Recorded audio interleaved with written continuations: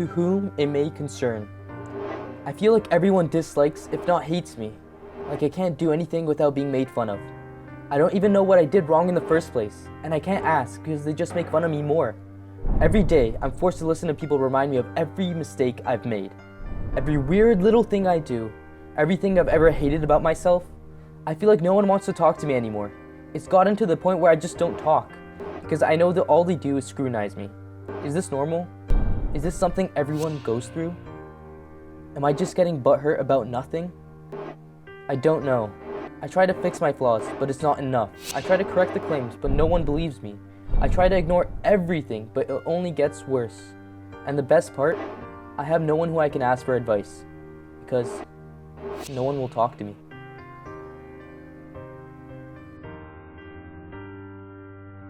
To whom it may concern. All my life, I've struggled with depression, anxiety, and borderline personality disorder. And when I felt ready, I let a few close friends in on my hardships. At first, they were supportive, but over time, the line between who I was and my mental illness blurred, and they couldn't pick out which was which. I was ostracized. Because of this, my fear of abandonment was increased tenfold. So I became needy and clingy, which just further sealed my fate as an outcast. I was miserable.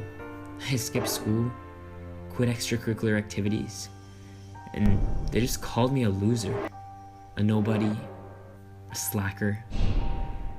And now I'm alone.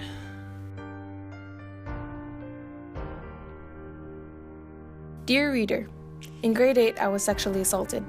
It wasn't a stranger. I wasn't drunk, and it wasn't in some sketchy back alleyway. It was my boyfriend, who at the time I thought loved me, and it happened the first time after school on school property. He used to force me to do things sexually that I didn't want to, and it happened over and over again. He used to tell me if I ever left him, he would kill himself because he couldn't handle it. That's why I didn't leave. I thought it'd be cruel to leave. Yes, I was suffering, but he was obviously suffering more. Looking back at it, I can see how wrong it was and how I was being manipulated. When I did eventually leave, it was because someone caught us. I was so scared that it was about to be announced that I was a school slut for something I didn't want to do. So I called him later that night and I said, I think we need a break. I remember him saying it would never happen again. He said if I just gave him another chance, everything would be okay. So I did. Not even 30 seconds after saying those words, he said that if I ever tried to leave him again, he would kill himself. And it would be on my hands. So I kept it quiet.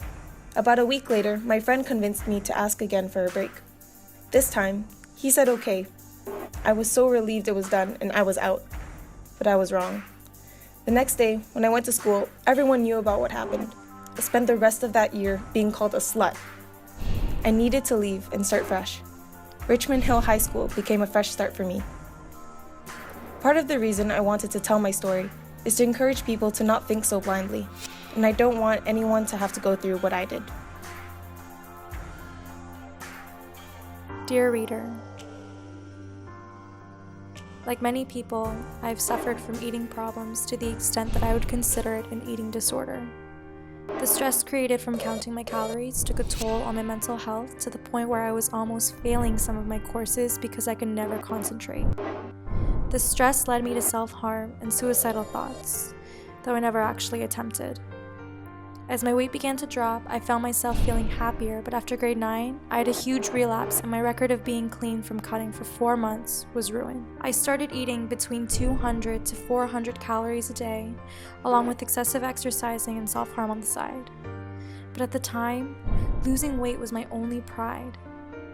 The point of me sharing my story is that throughout all of these events, not once did I feel like I had someone to lean on. Someone who I knew truly cared about me and my safety, someone who wouldn't judge me. When my parents found out about my cuts, they were ashamed that their daughter was doing something so stupid. They were more than just not understanding, they refused to talk to me for weeks when I needed them the most. However, I'm proud to say that I've been clean for almost a year now, and I've been feeling great these past months. Yes, I still feel self-conscious about my appearance, as do many of us, but my point is, never feel like it's the end. It is up to you to decide how your life will unfold. To whom it may concern. Thank you all for being so brave and sharing your stories with us. Your voices have impacted us all in so many different ways. Some of the lessons learned from these stories are to let go of the opinions of others. Focus on your strengths and uniqueness. Remind yourself every day of your strength, beauty, and power. Look for the good, look for things to be grateful for, and slowly your power will shine through. Stand in your power.